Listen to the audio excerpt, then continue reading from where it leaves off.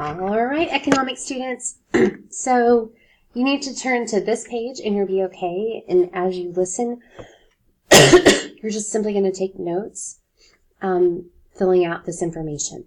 So I'll work through perfect competition is going to be the most competitive market structure we have, all the way to monopoly, which we're going to have the least competitive market structure.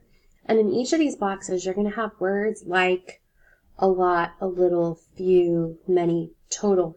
So it's not going to be specific numbers typically, but it's going to be more relative. So in each of these, when we talk about a market structure, what we're saying there's a market for every good or service out there. So a market for apples, a market for laptops, a market for air travel. And when we classify that market, what we're looking at is what is the level of competition and what is the government potentially doing to either ensure that competition or to actually stop the competition. So we know that we believe that competition is an important part of a free enterprise system. And so generally speaking, the more competitive, the better for consumers. The less competitive, the more concerns that we have for consumers. So the first type of market structure is pure or perfect competition. In that industry, you have a ton of buyers and sellers. So like it's a product that everybody wants or a lot of people use. And the product that they're offering is identical. And so when I say that, this is theoretical. I know that sometimes there's a little bit of differentiation.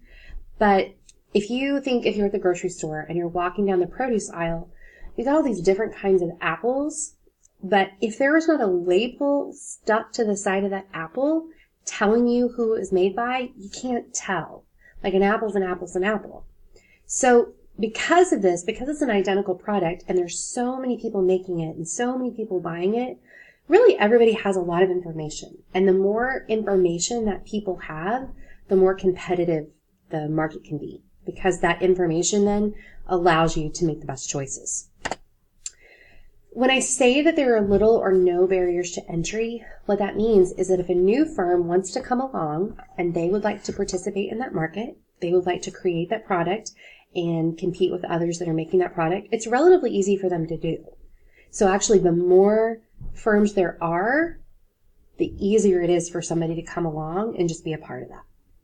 But as a result, they have no price control. They are what we call price takers.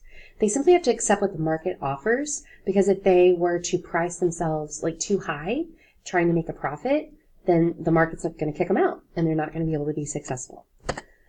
So your classic example of pure or perfect competition is agriculture, because the reality is these products come as close as possible. So there's true competition. You have identical products, large number of buyers and sellers. They have little to no price control, and there's no product differentiation. Everybody's products are the same. So as we move along on our spectrum, we're going to go now to something that's a little bit less competitive. In monopolistic competition, you have a lot of the similarities in that there's a large number of buyers and sellers. It's easy for someone to enter that market or to leave that market. But the major difference here is that there is product differentiation. What's going to happen in monopolistic competition is that companies will advertise to try to show you how their product is different. And as a result, they can charge what they want, because if they can convince us that their product is different or better, people are going to want to buy it. So a really good example is really like any kind of apparel, but also like really apparel that a lot of people wear. So if you think about jeans or sneakers, we have all of these different brands that are offering jeans, and they use some kind of advertising, some kind of marketing to try to show you how their product is unique and better to try to get you to purchase it. If you look at the shampoo industry, or really any kind of cosmetics or kind of grooming products, there's very little difference sometimes in a lot of these. And I know, like, I'm a shampoo snob, so like there are differences, but at the end of the day, it's convincing you that they've got something special for you. But the key to this is too, right, that new shampoo companies can totally come along, right? Like they do all the time. And they come along to try to show you, like, to have their piece of the market. So these market structures are highly competitive. Our next market structure is an oligopoly. In an oligopoly, remember, "ola" means few, so you have a very few firms that are dominating that industry, which means that it is very difficult for a new company to come along and compete. So the fewer firms, the harder it is to enter into that industry. One of the things that you have to be really concerned about in oligopoly is how that affects us as consumers. So if they're behaving in accordance with the law, they don't come together and set prices. But what happens is when one of them changes their prices, the others tend to follow suit. So those of you that purchase airline tickets or your parents travel for work, you kind of know that this happens a lot. If one airline changes their prices, then all the other airlines are monitoring that, and usually they're going to do the same thing. So for us as consumers, that lack of competition usually negatively affects us. So we refer to them as price makers. Now, one of the things that can happen too is sometimes price collusion will happen, where the firms in that industry will come together and make an agreement to change their prices, usually not in our favor, so usually to raise prices. So that's against the law in America. The Justice Department will investigate them, and it's certainly something that we should be concerned about. So when you think about examples, there's actually a lot of examples of oligopoly. This is something that's pretty regulated by our Justice Department.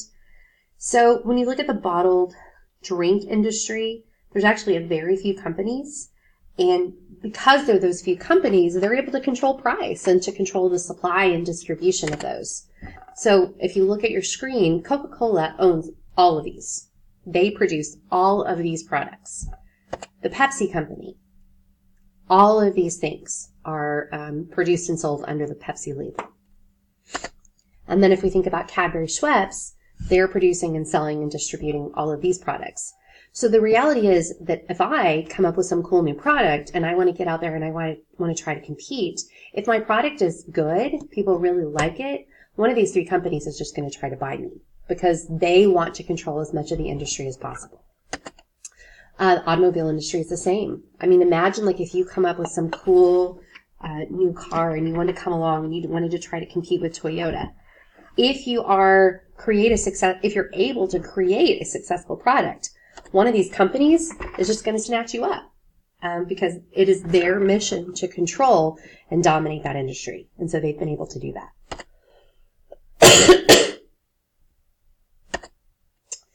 Our final type of market structure where there is no competition is a monopoly. And you guys should be comfortable with this. I know that you talked about them and learned about them in U.S. history. There's one seller of a product. Nobody can enter that industry because then it would no longer be a monopoly. So our biggest concern as consumers is that they set price. And with their ability to set price, we could negatively be affected. So historically, your classic example would be Standard Oil. Microsoft has faced investigation and they have been accused of violating our antitrust legislation. And so they've had to kind of justify some of their behaviors.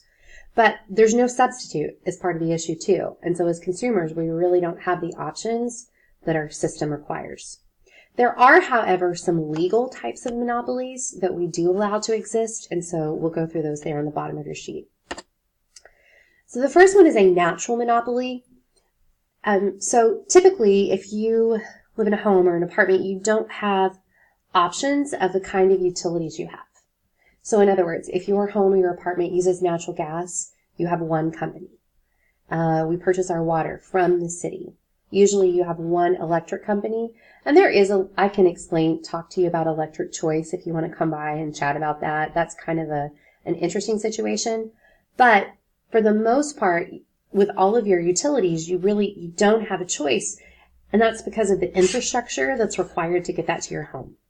So I have natural gas at my house.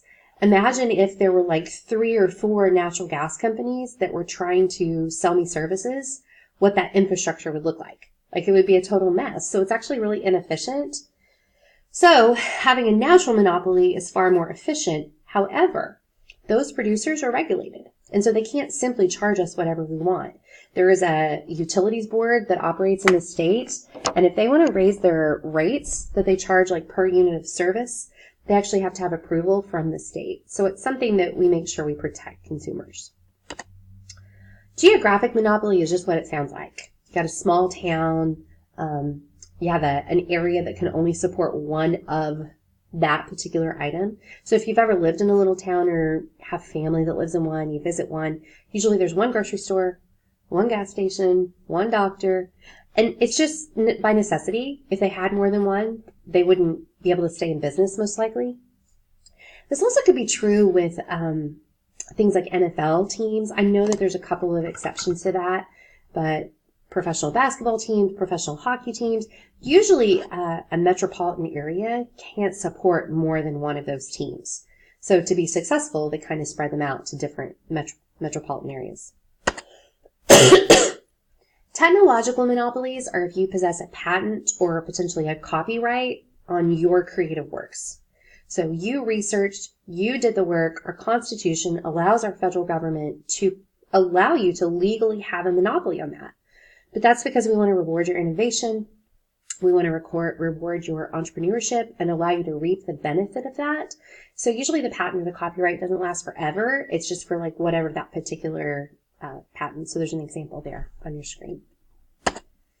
And then finally, there actually are some government-owned monopolies.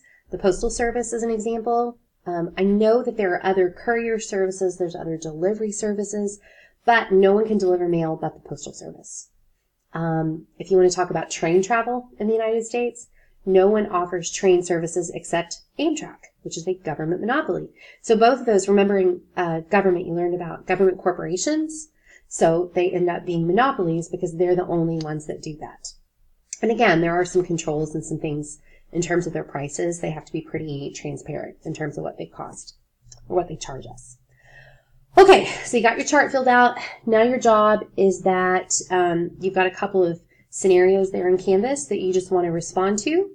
And come by if you have any questions. Okay, bye.